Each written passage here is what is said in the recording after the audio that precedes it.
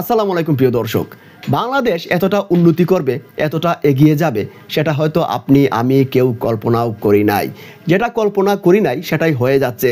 বাংলাদেশ নারী ফুটবল দল এবার 24 ধাপ এগিয়ে গেল, র্যাঙ্কিংয়ে 24 ধাপ এগিয়ে গেল। আগে ছিল 128তম, এবার হয়ে গেছে 104তম। যদিও 2013 সালে 2017 সালে বাংলাদেশ নারী ফুটবল দলের র্যাঙ্কিং ছিল 100তম, কিন্তু সেটা আর বাংলাদেশ ধরে রাখতে পারে নাই। ধীরে ধীরে বাংলাদেশ নারী ফুটবল দল হারিয়ে গিয়েছিল। কিন্তু বাংলাদেশের নতুন সভাপতি অর্থাৎ বাফুফের নতুন সভাপতি তাবিদ আওয়াল আসার পর বাংলাদেশ নারী ফুটবল দল এতটা উন্নতি করেছে যে আপনার কল্পনারও বাহিরে। অনেক উন্নতি করেছে বাংলাদেশ।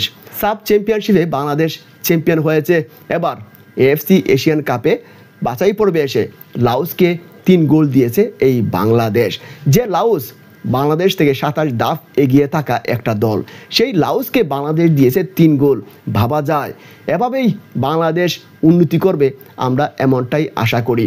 প্রিয় দর্শক, বাংলাদেশের সম্প্রতি খেলা আপনাদের কাছে কেমন লাগে কমেন্টে জানাতে ভুলবেন না। আমরা চাই আমাদের বাংলাদেশ অনেক দূর এগিয়ে যাবে।